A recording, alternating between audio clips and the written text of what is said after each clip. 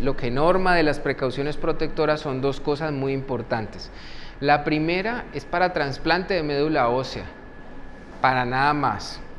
¿Tengo un paciente neutropénico, precauciones protectoras? No, eso no es una precaución protectora. Tengo pacientes con cáncer muy delicadito, precaución protectora, eso no lo avala el CDC. ¿Por qué? Porque las precauciones protectoras necesitan habitaciones con presión positiva. Y si usted no tiene presión positiva, usted no puede hacer precauciones protectoras. Les voy a contar una anécdota que nos pasó en una visita de acreditación en Imbanaco. Resulta que nosotros en el comité insistíamos mucho con que no colgaran estos carteles, pero mucha gente, y en especial los médicos, les encanta ponerles precauciones protectoras a los pacientes. Tengo un paciente neutropénico febril, póngale precauciones protectoras. Una de las evaluadoras de la visita encontró una habitación de esas. Dijo, estos son precauciones protectoras. Dijo, muéstrame las mediciones de la presión positiva de la habitación. Claro, yo tengo presión positiva en trasplante de médula ósea, en un ala de trasplante de médula ósea. Pues evidentemente yo miré a la jefe con cara de odio y angustia, decirle por qué colgaste esa ficha ahí. Y fue un hallazgo. ¿Por qué? Porque si yo estoy hablando de precauciones protectoras, yo debo tener un cuarto con presión positiva, y debe ser un paciente trasplantado. Entonces, ¿cuál es la sugerencia? Si ustedes quieren cuidar a un paciente neutropénico febril o un paciente que esté muy inmunosuprimido, dentro de las órdenes médicas, díganle al médico que coloque, por favor, este paciente se atiende con mascarilla quirúrgica todo el tiempo. Eso es reforzar una precaución estándar, no poner precauciones protectoras. ¿Ya? Y evita que uno le pueda pegar algo al paciente si tose o estornuda. Entonces el paciente se maneja con mascarilla, pero no es una precaución protectora. Lo manejo con mascarilla porque estoy reforzando un elemento de protección personal.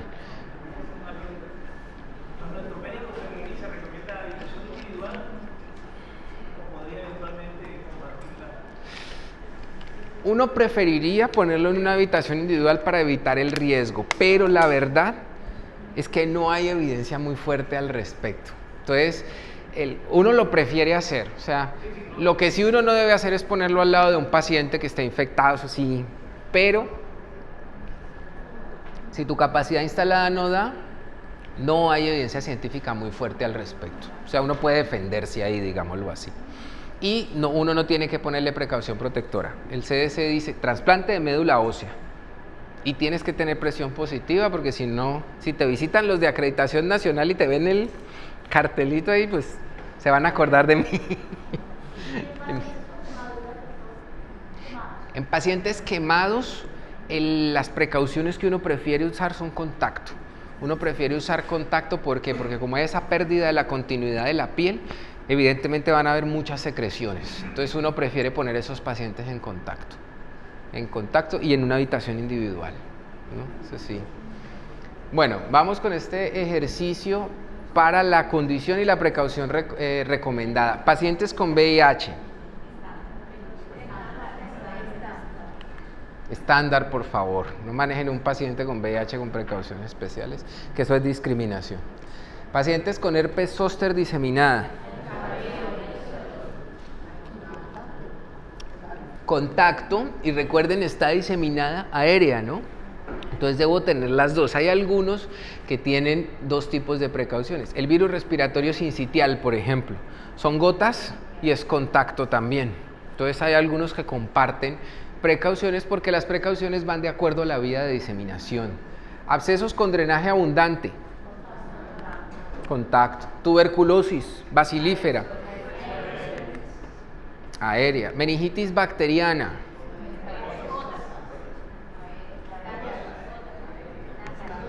Estándar.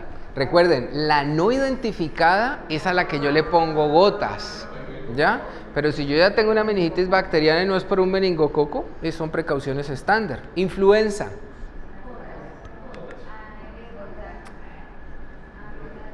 Hay mezclas, ¿no? Cuando tuvimos pandemia era aérea, por el miedo de la pandemia. Después se volvió endémica. Pero las influencias siempre se han manejado con precauciones por gotas. Contacto cuando hay muchos fluidos, porque estos pacientes pueden tener muchos fluidos, en ese momento le pone uno contacto. ¿Por qué no aérea manejar todas las influencias? Piensen en esta ciudad en este momento particular, por ejemplo. Toca volver todas las habitaciones con vía aérea. En este momento hay identificados más de 6 brotes por influenza en colegios, en Cali. Imagínense todos esos pacientes manejándolos con vía aérea. Pues hasta ahí nos llega colapsa la red de instituciones hospitalarias. Difteria. Gotas, ¿no? Enterococo resistente a la vancomicina. Contacto. Enterobacteriáceas productoras de betalactasas de espectro extendido. Depende. Depende. Estafilococos aureus resistente a oxacilina. Contacto. Gastroenteritis. Contacto. Rotavirus. Contacto. Hepatitis B y C. Hepatitis A. ¿Cómo se transmite la hepatitis B y C? Si no se van a acostar con los pacientes es estándar. Hepatitis A, contacto. Piojos. Y rubeola, gotas. Gotas para rubeola. Varicela. Entonces, contacto y aérea. Sarampión. Aérea. Poliomielitis. Contacto. Norovirus. Este es el de los cruceros, contacto. Y úlceras por presión. Estándar, pero si son muchas. Contacto en el borde tiene que poner guantes porque no. Por la vesícula. Lo que pasa es que es el uso del elemento de protección personal versus o sea, uno refuerza con el uso de guantes, pero no pone a ese paciente en precauciones por contacto. Sobre todo dependiendo de la fase, ¿no? De la fase en la que esté, porque... Bueno. Listo, entonces vimos la transmisión cruzada. Vamos a mirar dispositivos invasivos. ¿Listo? Estamos bien de tiempo. Vamos a mirar dispositivos invasivos y aquí quiero que hagamos mucho énfasis en esos indicadores de proceso. Ya, hasta el momento para dispositivos invasivos llevamos 6 indicadores. ¿Listo? Muy propicia para la hora esta escena. Y esto es lo que hemos hablado de los combos o de los bundles. ¿Qué es un combo o un bundle? Es una medida que es un todo o nada. Yo no consigo una hamburguesa sin papas ni gaseosa. Yo he visto gente que se come la hamburguesa con un vaso con agua. Cristian Hernández se come una hamburguesa con un vaso con agua, uno de nuestros compañeros de la red. Para mí eso no es adecuado, ¿no? La hamburguesa tiene que ser con gaseosa y Coca-Cola, y tiene que ser Coca-Cola.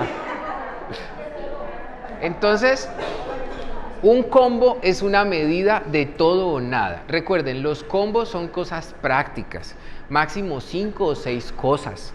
No es que yo hice un combo con 37 cosas en una lista de chequeo, venga, usted no va a poder cumplir eso. Son 5 o 6 cosas que sí o sí usted siempre tiene que cumplir. O sea, que siempre eso tiene que cumplir, eso tiene que hacer parte de una estrategia.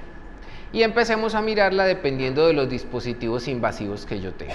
Neumonía asociada a ventilación mecánica es muy importante porque hasta el 20% de los pacientes de los pacientes ventilados pueden desarrollar una NAD, porque la mortalidad atribuible puede ser hasta de un 18% y porque incrementan costos y estancia hospitalaria.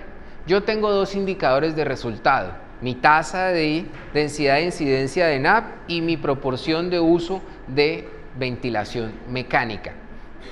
Yo necesito monitorizar indicadores de proceso. ¿Qué estoy haciendo yo para evitar la neumonía asociada a ventilación mecánica? Y aquí están las 6 cosas que uno siempre debe hacer o debe tratar de hacer. Ahora vamos a ver por qué les digo el tratar en neumonía asociada a ventilación mecánica. La primera y la más importante que aplica para todos, la pertinencia. Por eso yo debo medir siempre pertinencia. ¿Ese paciente necesita ese tubo? Sí, sí lo necesita. ¿Por qué? Hombre, porque está en la UCI y lo necesita. No, porque has tratado de quitarle el tubo. Uno debe tratar todos los días de extubar a los pacientes, todos los días. O sea, la labor del intensivista, dentro de muchas cosas que hace, es tratar de quitarle el tubo al paciente todos los días. ¿Por qué? Porque el mayor riesgo de la neumonía asociada a ventilación mecánica es tener un tubo en la tráquea. Entonces es importantísimo revisar la pertinencia. La posición semisentada de los pacientes. Este es vital y es básico y se incumple tanto. Ve uno bañando al paciente así. Y dice, pero venga, no, pues que lo estoy bañando, sí, pero ¿cómo lo vas a bañar así? En ese momento es donde el paciente te hace la neumonía asociada a ventilación mecánica. Entonces esto es una cosa que sí o sí se tiene que cumplir, es importantísimo. Si ese paciente por alguna razón tienes que nivelarlo para hacer un cambio o lo que sea, mi recomendación es aspírelo primero. Claro, eso. Porque es que el problema está lleno de secreciones, lo apuestan y ahí fue. Hasta ahí llegó. Lo aspiras y disminuye el riesgo y luego lo apuestas. Y luego rápidamente lo tratas de volver a posición semisentada. Esa es una muy buena estrategia. Lo otro es usar tubos endotraqueales con drenaje subglótico, que esa la pueden optimizar dependiendo. Entonces, en infecciones hay estratos. Usted puede ser el estrato 10 o puede hacer el estrato 2, pero siempre puede hacer algo, ¿ya?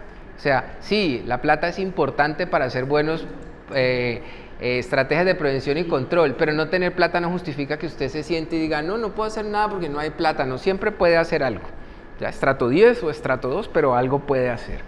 Los tubos de drenaje subglótico son estrato 10. Uno quisiera ponerle eso a todos los pacientes, pero es que es complicado. Pero usted puede escoger los pacientes. Entonces, pacientes con traumas raquimedulares, con problemas en la columna, con problemas que dificulten mantener un cambio de posición estable, esos pacientes son perfectos para un tubo con drenaje subglótico, ya, porque eso garantiza un poco más el tema de la vía aérea y lo que menciona la doctora María Virginia. La higiene de la cavidad oral con clorhexidina. Esto no es negociable, eso tiene mucha evidencia científica, buena evidencia científica, muy buena evidencia científica. La higiene de la cavidad oral es fundamental para los pacientes, pero cuando uno empieza a repasar lo básico de los pacientes, en la tarde vamos a hablar de baño del paciente, cuando uno empieza a repasar lo básico como el baño del paciente y la higiene de la cavidad oral, se lleva unas sorpresas. Porque eso para uno es como básico, ¿no? Uno dice, pues bañar el paciente, pues eso lo tienen que saber hacer, ¿no? Nadie revisa que cogen el paño y empiezan por aquí, terminan en la cara del paciente. Uno dice, pero venga, ¿cómo? ¿Por qué está bañando el paciente así? Porque parece ser una cosa básica. La higiene de la cavidad oral también. Entonces uno debe revisar cuántas veces se le está haciendo higiene de la cavidad oral al paciente. No se le hizo en todo el día. Se le hace una sola vez al día. Idealmente uno debe hacerlo 2 veces al día, ¿ya? Idealmente se debe hacer con clorhexidina y idealmente uno le tiene que cepillar al paciente los dientes, no es echarle la clorhexidina y ya, hay que cepillarle los dientes a los pacientes. Porque es que pasa lo mismo que cuando uno no se cepilla los dientes, la diferencia es que todo eso se va para acá. Entonces es importantísimo tener eso en cuenta. Esta estrategia es una estrategia fácil de implementar porque hace parte del cuidado y eso hay que hacerlo. O sea, es una estrategia. Miren que estamos hablando, por eso estamos hablando de bundles, porque son cosas que yo a usted no le voy a pedir que le ponga a todos los pacientes tubos endotraqueales con drenaje subglótico. La coloco ahí porque es nivel 1A de evidencia, o sea, toca ponerla en la diapositiva, pero evidentemente no le voy a pedir que todos los pacientes tengan tubos con drenaje subglótico, pero esto sí se lo va a pedir siempre. Mantener el control de la presión del neumotaponador. Y se supone que en unidades de cuidado intensivo nosotros tenemos terapia respiratoria 24 horas, o sea, miren que son cosas que hacen parte de ese sí o sí, yo siempre debo hacerlo. ¿Cómo puedo yo medir esto? Entonces ahí está un indicador de proceso para neumonía asociada a ventilación mecánica. ¿Cómo se llama ese indicador? Se llama el bundle de neumonía asociada a ventilación mecánica. ¿Cómo lo puedo yo medir? ¿Sí ven por qué uno necesita personal exclusivo para esto? Porque si no, ¿a qué horas? ¿Cómo lo puedo medir? Claro, yo reviso, yo digo, me voy a la UCI, no tengo que hacerlo todos los días, para eso hay métodos estadísticos, yo escojo una muestra, digo, voy a ir 3 veces a la semana, voy a revisar que mi paciente cumpla con la pertinencia, la posición semisentada, la higiene de la cavidad oral y que la presión del neumotaponador esté bien. ¿No cumplió con alguno?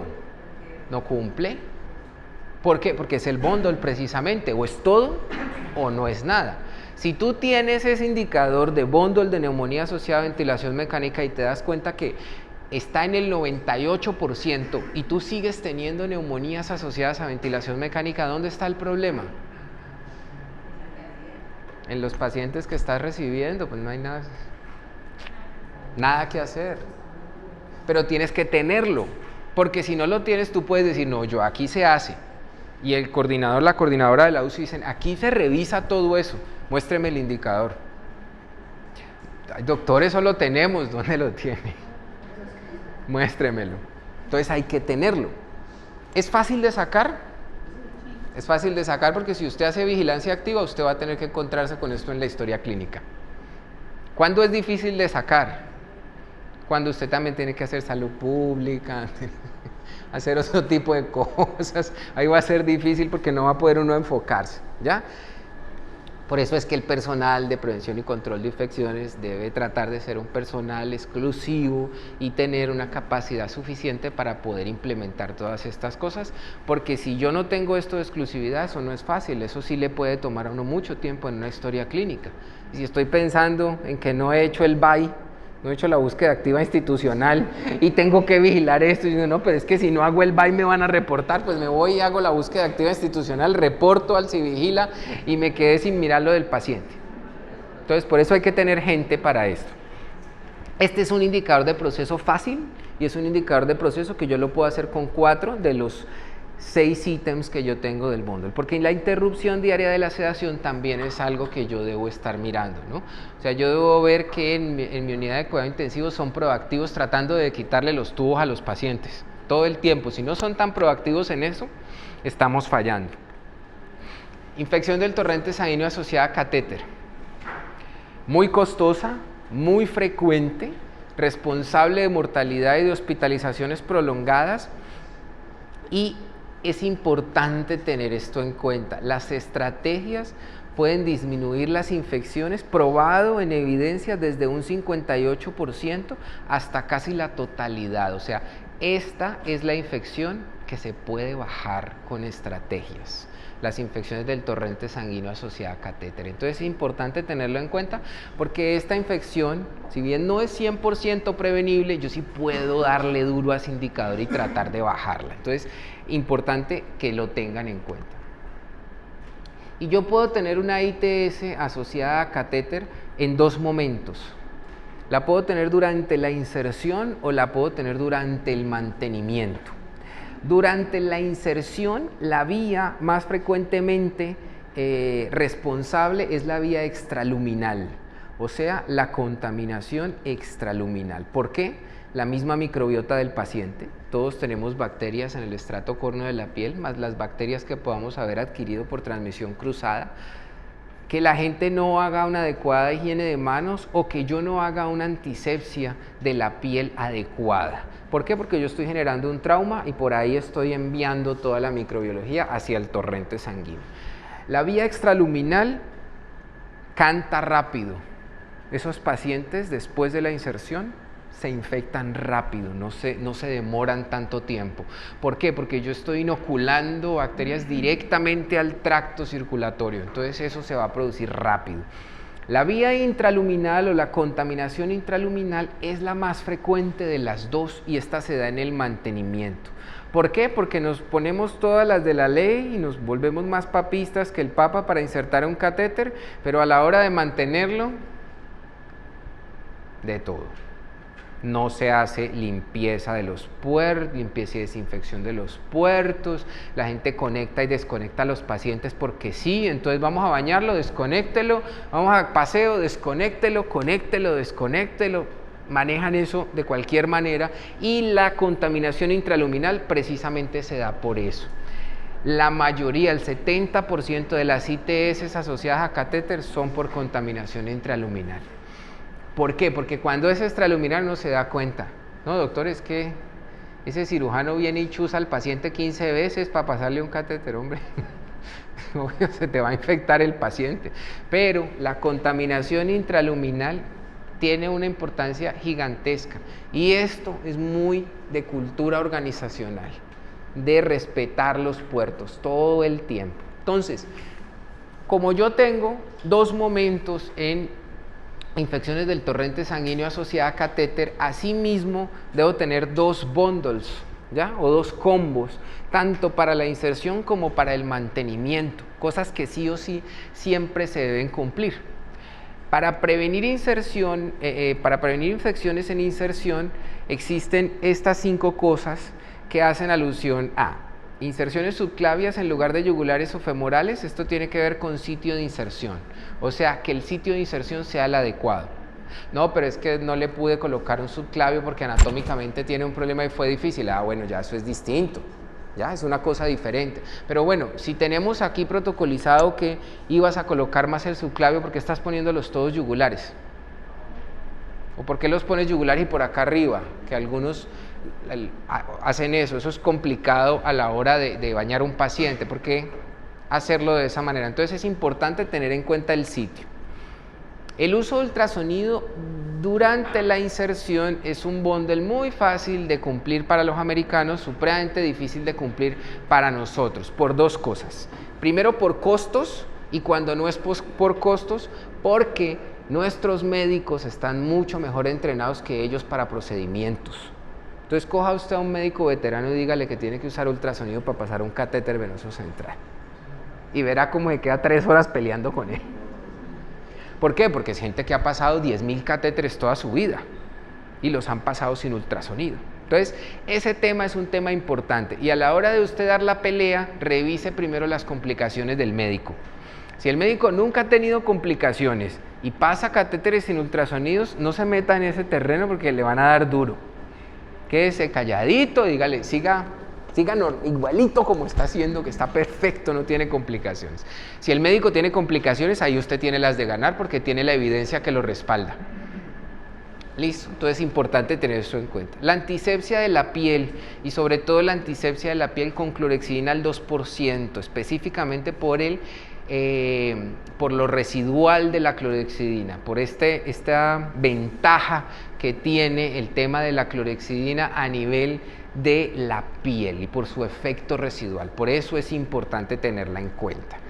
No pasen catéteres con yodo, eso se ve en algunas instituciones, pero eso está contraindicado. La clorhexidina, si hay algo que tiene evidencia en antisepsia de la piel, es sin lugar a dudas la clorhexidina. O sea, uno se cansa tiene metaanálisis de ensayos clínicos controlados.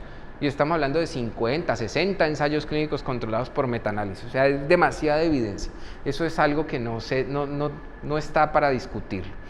Técnica aséptica en la inserción, es muy importante mirar si se está respetando la técnica aséptica para la inserción y los catéteres venosos centrales con el número mínimo de puertos necesarios para el manejo de pacientes. Sí.